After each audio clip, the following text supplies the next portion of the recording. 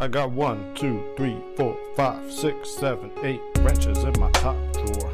Hey, what's up, guys? This is MJ, and today we're going to talk about GM. We got 3 different articles about GM, and then at the end, we got a mystery news article that we're going to talk about from a different OEM. All right, so we're going to talk about this all today. We got Dane on the line today. How you doing, Dane? Good, bud. Good to see you. Hey, it was good to see you too, man. Mm-hmm. All right, but first, before we get into this article, we have a question from the audience. Oh, yeah? And this is actually for you, Dane. Oh, no kidding? Somebody got in the comments and asked Dane a question. That's funny. So here we go. This is from Bella 3008. And she said, Dane, which small hybrid sedan is the best? Oh, I have no idea. If I was gonna pick a small sedan hybrid, though, I'd probably go with the RAV4. The RAV4 hybrid. Yeah. Why you like that one? Just because Toyota's got a good proven track record. Yeah. That's the number one reason, probably. I gotta admit, I don't dig too deep into the hybrids and electric cars. They just don't excite me that much. Yeah. But from the little bit that I do know about that one, that's the way I'd go. You wouldn't get the Chevy Malibu hybrid? No, Just a GM guy? Yeah, I don't know. It's kind of a boring car, to be honest. Yeah, at least at the RAV4, like the Toyota one, you can it's got a little more utility. It's got all-wheel drive, you can pack a little more stuff in it. Yeah. Yeah. So if you're looking for a little crossover, little SUV, that'd be the way I'd go. All right. So there you go, Bella. Dane likes the RAV4 hybrid. Mm-hmm. All right. So there we go. So, I wanted to show you this article. This from JD Power. Mm-hmm. And I made a short about this. What I really wanted to discuss is the rankings. Okay. Mm-hmm. So this is a 3-year study. Mm-hmm. And they studied, I believe it was over 30,000 vehicles. Holy cow. And they're, usually they do initial quality studies, but this one is a longer 3-year study. Yep. So I thought you would be excited to see the results, Dane. Yeah, I actually heard a little bit about this, but I didn't dig too deep into it. So yeah, let's get into this. All right. So the average is 190, right? Mm-hmm. 190 problems per 100 cars. I think this is number 10 is Dodge with 190. Mm-hmm. Yeah. And then over them is BMW, also 190. Surprising. Kia, 187. That one's really surprises me. I wonder how far Kia's moved up the list from where they used to be like a decade ago. This might be the first time they did a 3-year study. I don't know. But anyway, they got Mazda's next. Mm-hmm. And then there's your favorite, Porsche. Oh, yeah. Porsche. See, and then we got Mini. I don't know how Mini got on there, but I guess how Mini got on there. I hear nothing but terrible things about Minis, but I also know nothing about them because I've never owned one or worked on one. Yeah, I saw somebody working on one. It looked like a nightmare when I was at Pet Boy. Oh yeah, they're tight little cars. There's not a lot of room to work on them. Oh no, they're awful. All right, then number 4 Chevrolet with 174. I like that strong finish. Number 4, and guess what's number 3? Buick. Hey, coming in strong with the sedans and the crossovers. Buick coming through with the grandpa cars. See, I told y'all, grandpas take care of their cars, and Buicks is pretty good. So there you go. Yeah, do you think that's a reflection of the owners? I think it's partially. Yeah, it's partial. It's mostly the car, but I think the owners have something to do with it. Yeah. And then we got Toyota, or as you like to say, Toyota. Toyotas. Oh yeah.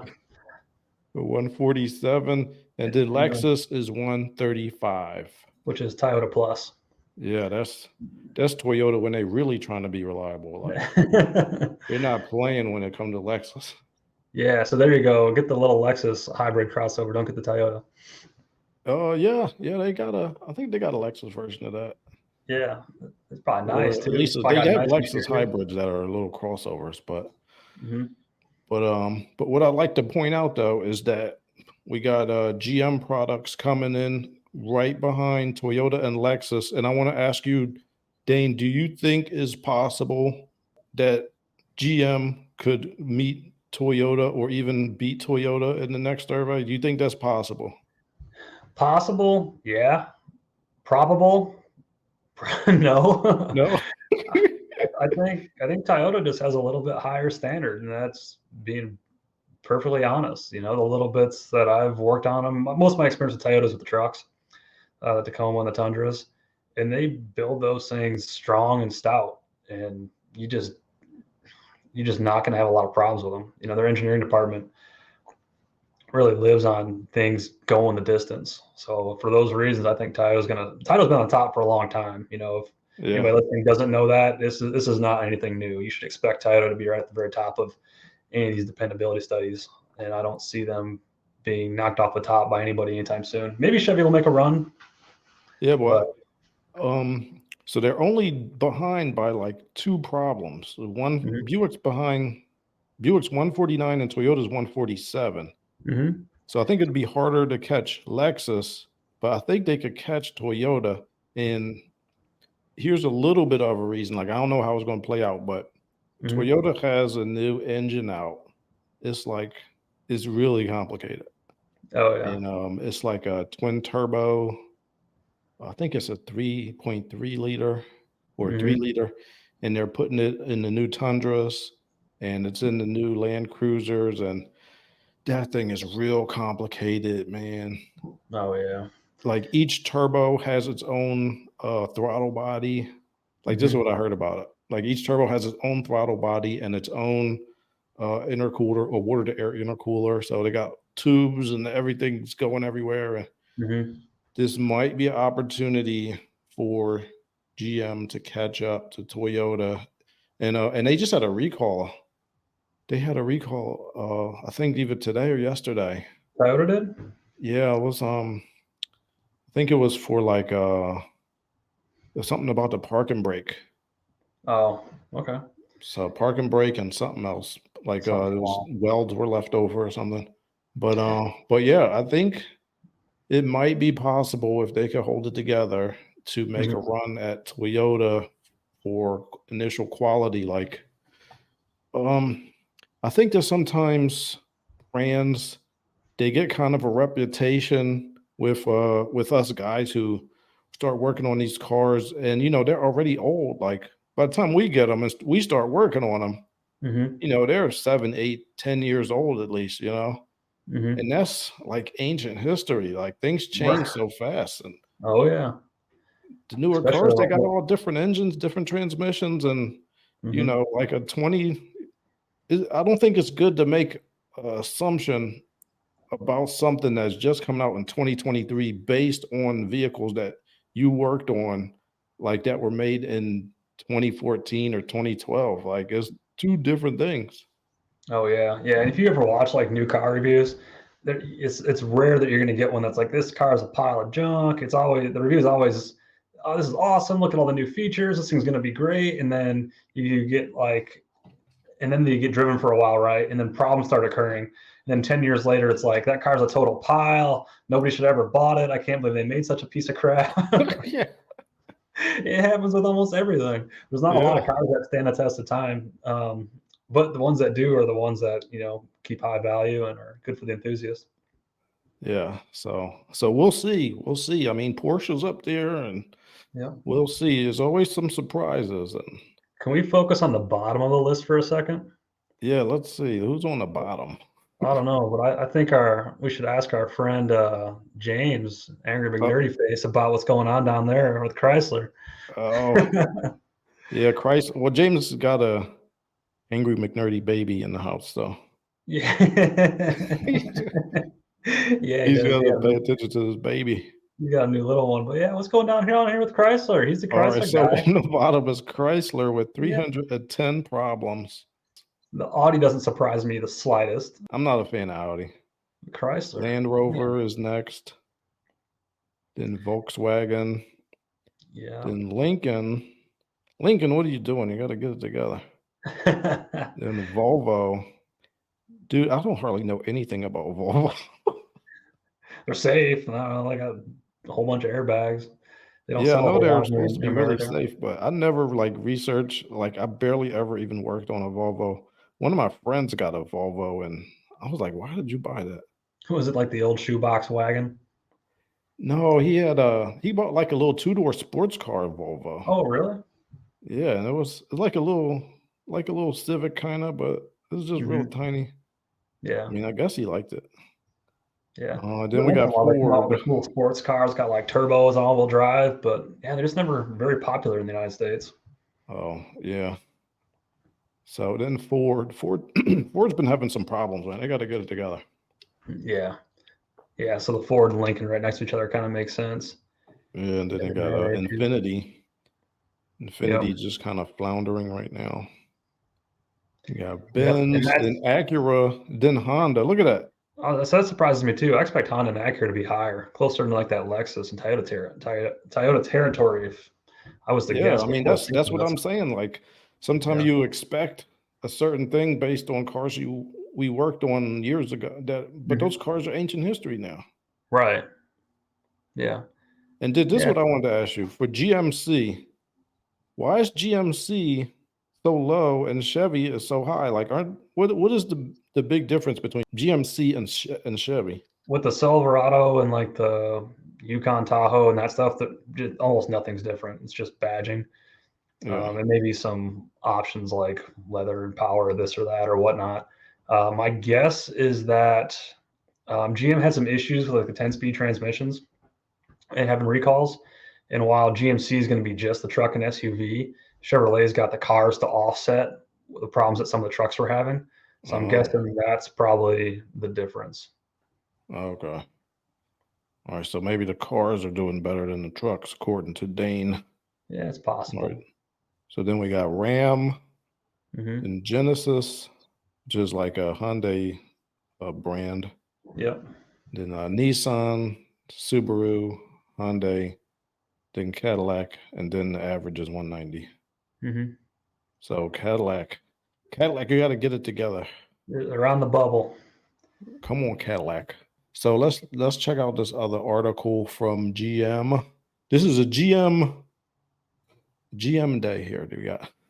I like it.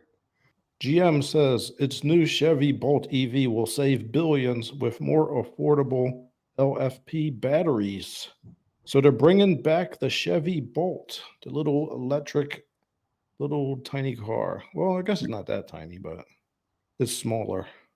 Yeah, it's a little guy, which is probably what you want for an EV in most cases.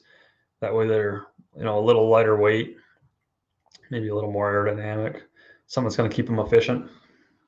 Yeah, so I was talking to somebody online about this, and they were all upset with GM because they canceled the Bolt, and they were like, "Oh, GM always does this. I don't like GM, and why did they cancel the Bolt?" And I'm like, "Dude, you need to calm down."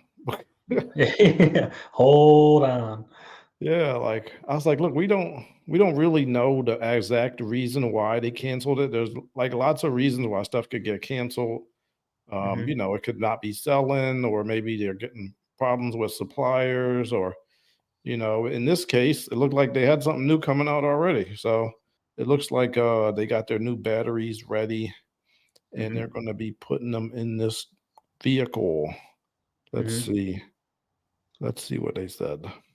After EV enthusiasts like myself were disappointed to learn GM planned to discontinue the electric Chevy Volt last year, GM's CEO Mary Barra revealed a next-gen model was in the works. So there we go. Yep. And they're going to be using the Ultium-based model battery to streamline production. So there we Yeah. go. Yeah. As the first Ultium EV to use LFP batteries, the new model is expected to drastically lower cost. EV people can stop being all upset about this. Yep. Yep. Relax. GM's here to save you. Yeah. Have you looked into that Altium based EV to see what that is? Altium, I believe GM have a partnership with LG, which Okay. is like a battery company. And they were having some problems initially Hmm. because I don't know, they were having some problems with the manufacturing because it's really difficult to manufacture batteries. Like it's got a whole bunch of little tiny parts, and I guess I don't know, maybe they didn't realize how difficult it was going to be, Hmm. but they figured it out, and then they hired. I think they hired somebody from that used to work at Tesla Hmm. to help them with the process of the manufacturing process. Yeah, yeah, that's like what the LFP, chemistry is. It's like a lithium ion phosphate. It's like a little bit different chemistry than the previously used, lithium ion style batteries. So I think it can output more force while maintaining cooler temperatures, which is like a big plus. But it Mhm. is more expensive to manufacture right now. So I'm not sure how they're saving a bunch of money unless it has to do with that Altium deal they're talking about. And you hear Altium, I'm like, what is this new Altium thing? I dug into it a little bit. It's really Mhm. just a platform that they created. So they kind of made their own skateboard platform that's like super thin and it keeps the center of gravity like really, really low in the vehicle and takes up less foot space. So they've figured out how to make these batteries more compact and kind of spread the weight out low on these vehicles. Okay. Yeah. Yeah. So yeah, they're gonna be using these batteries in the Bolt and Equinox. They say it's gonna start at 35,000, the Equinox Hmm. anyway. Yeah. So let's see. I don't see if they tell me how much the Bolt's gonna cost, but Yeah, that's not too bad for a new car. let's look at some comments. This Oh, guy, he said, had my Bolt EUV for a bit over 13 months, and to say my wife and I love it would be quite the understatement. It does everything we want in a space efficient package and provides just enough FTD value to be well fun. So bringing it back will hopefully at least somewhat with hopefully at least somewhat better specs would be a very good thing. This other guy says the same thing. yeah. Dan B, I would second that. I had my Bolt 14 months. Okay. So there we go. Here you go, The guys. Bolt is coming back. Coming Everybody back. stop having a baby about it. It's back. Calm down. Yeah, GM's here to save your EV dreams. All right. So let's move on to the next Chevy news story. All right. So this one is not a good story, but we're gonna work through this. All right. Uh-oh. Uh-oh. The 2023 Chevy Colorado recalled for unexpected emergency braking activation. I can just imagine the Uh-oh. first time that happened to somebody cruising on the road, parking brake comes on. Fuck. Well, I think this is the emergency brake. Like, Yeah. I don't think it's the emergency brake, like the parking brake. I think like the regular brakes come on. Oh, really? So like the whole car just comes to a stop. I guess, yeah. And so let's see what it says. That GM sounds has dangerous. issued a product recall for certain examples of the 2023 Chevy Colorado for an issue related to the pickup's automatic emergency braking system. The system can unexpectedly trigger, which can result in the pickup abruptly stopping. Uh-oh. Yeah, yikes. Causing the vehicle to suddenly stop or slow down. The issue is the result of the front camera module system falsely detecting an obstacle, triggering the automatic emergency braking system to engage. All right, so this is not good, but in order to fix the situation, dealers are instructed to update the front camera module software free of charge. General Motors has issued a stop delivery order as expected for the safety delivery recall. All right, so basically, they're gonna need to give you a software update. Yeah, that sucks. If you got one of these, I'd be disabling all that nonsense. Yeah, I would too, man. I got to be honest. I'm pretty confident in my driving abilities, Hmm. and I don't think I need the car to brake for me at any point. Exactly. Dude, how many people were on their way to work in the morning? drinking their coffee, listening to a podcast, minding their own damn business, and then just locks the brakes right up. All your stuff Well, goes flying forward. What a yeah, nightmare. that would suck. They didn't mention that anybody got hurt, so I'm hoping That's nobody good. got hurt. These systems can be difficult because, like the radar, sometimes it bounces off other things. Like, I know when I used Mm, to be at Toyota, they always wanted us to make sure that everything was okay when you're going over bridges, like certain type of small bridges where they have okay. like guardrails and different different materials and stuff. Like Mhm. sometimes the signals kind of bounce around and it makes it a little bit more difficult for the vehicle to figure out what's real and what's not real. Gotcha. Yeah, I've been in some of those vehicles where they have like the lane assist and that stuff. And like sometimes if like the white line on the side of the road kind of goes away or it becomes a turn lane, all of a sudden the car like wants to follow it and jerk. Or if there's like, or if you're getting too close to like a mailbox, they'll see that and like swerve out of the way the other way. It's like, Yeah. just chill. It doesn't need to have these violent reactions. And sometimes you know what else help which does that sometimes when it's foggy out Oh, yeah.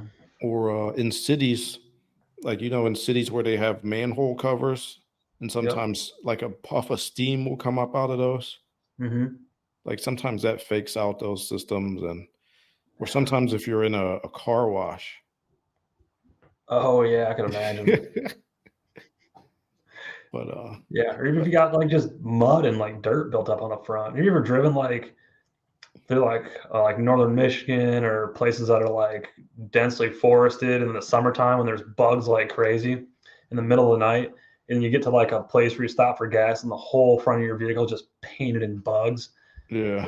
Is that gonna make the sensors kind of eventually freak out because they can't see forward? Yeah, I mean that's an issue. I Hmm. know sometimes snow is an issue. Like Oh for my yeah. job, I drive a uh giant van. It's like a Hmm. Benz Sprinter van, Yep. and sometimes there's a little light on the dash, and sometimes it'll come on if there's like snow and stuff covering it, or sometimes like when I'm on the highway and you're going under like those signs or on Hmm. top of you, like a little light will come on the dash and it'll apply the brakes briefly because Oh it, really? it thinks like because the thing is so tall, I guess it Right. has sensors that it thinks if it might hit something if you're going into a tunnel or something. No, no kidding. Yeah, it'd be So yeah, annoying too. that gets faked out. I mean, all this stuff gets faked out sometimes. So Yeah. Delete all of it. Just start yeah. cutting wires, pulling plugs and fuses. Oh gosh, yeah. I wish some of them have like a button where you could just like turn that stuff off. That's what I would do. Yeah, that's what I would do. Was recently in a new Audi. What's the new Audi SUV like Q5? Does that sound right? Or S Q5 or S5. It was an SUV, so it's Q5, Yeah, right? it might be Q then. Yeah, super nice, super comfortable, but it had like the lane assist, and I could not figure out how to turn it off, and it would just fight you when you wanted to turn lanes on the highway. You had to Oh, like go, and then it would like release. It was so annoying. oh man. But I'm getting yeah, sick of all this stuff, but I'm sure there's a way to turn it off, but I couldn't figure it out in the short time I was driving it. yeah. Oh, oh, goodness gracious. All right, so we got one more story to go through, and this is not a GM story. All right, so this is the last story for today. This is a OEM that we didn't even know was going to happen, and it looks like it's not going to happen. Apple cancels its autonomous electric car project and is laying off some workers. Uh-oh. Did you know about this? Dude, I had no idea until you pulled this up. I didn't know that Apple was making a car, and if you didn't tell me this, I would have never known this was a thing.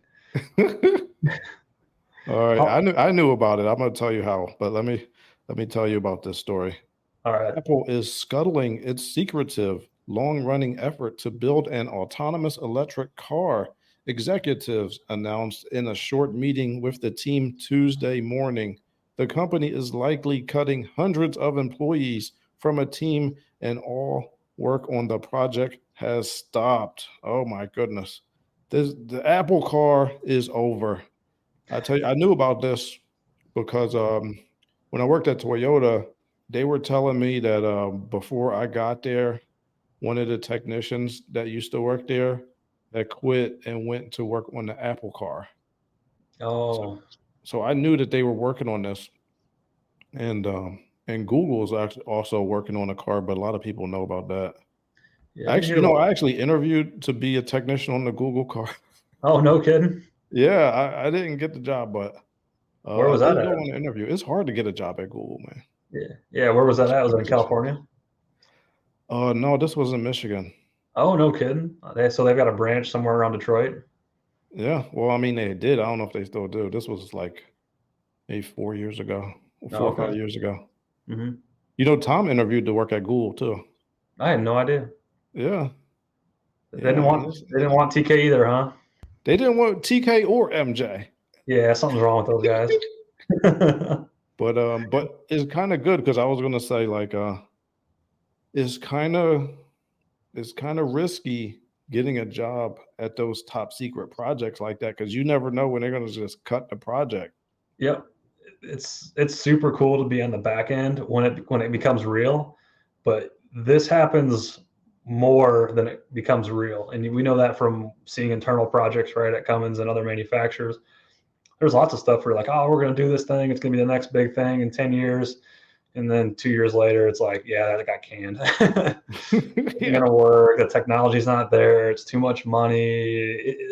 There's just so many reasons that can cancel any project from happening. So I can only guess what happened with Apple, but considering there's no photos leaked, there's, I mean, no other information to go off of, they probably didn't get very far.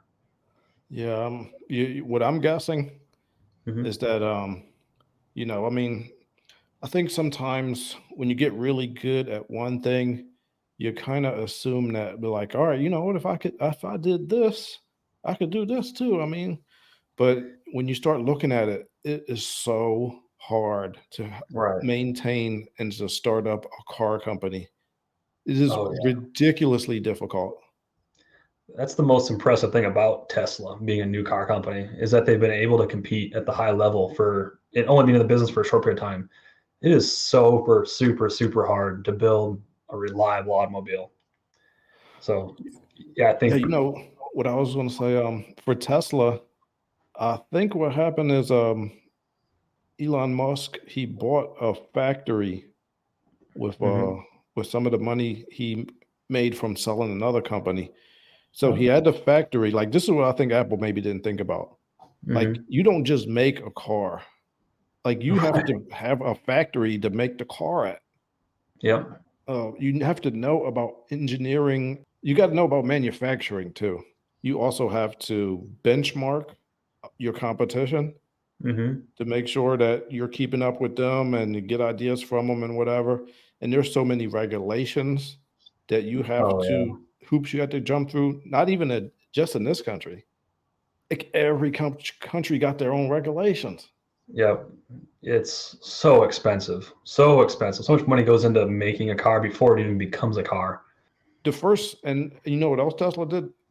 I seem Mhm. to remember the first Tesla they had was the little sports car. Yep. The little was And it like a roadster or something? yeah, and that Mhm. was really a Lotus, I Yep. believe. So they used the body of something else, Right. and they used a factory that had already been used for automotive manufacturing. So what they Yeah. had to figure out basically was, the batteries, the powertrain. They had to figure out the powertrain. Mhm. And I mean that is difficult to figure out, but like that's what they had to do. And I think Apple was too ambitious because I'm not sure if they were trying to make it fully autonomous. Mhm. They were trying to do so much at the same time. They probably had its own body. Like they probably Mhm. wanted to create its own body, but then you got to test that and make sure that that's manufactured right. Like just making a body is so difficult. Yeah, it's got to be safe. It's got to go with all these regulations. It's got to be able to have so much space. It's yeah, there's so many hurdles to go over. It's not just forming a bunch of metal into the shape of a body and throwing a drivetrain underneath of it. It's so much more to than that.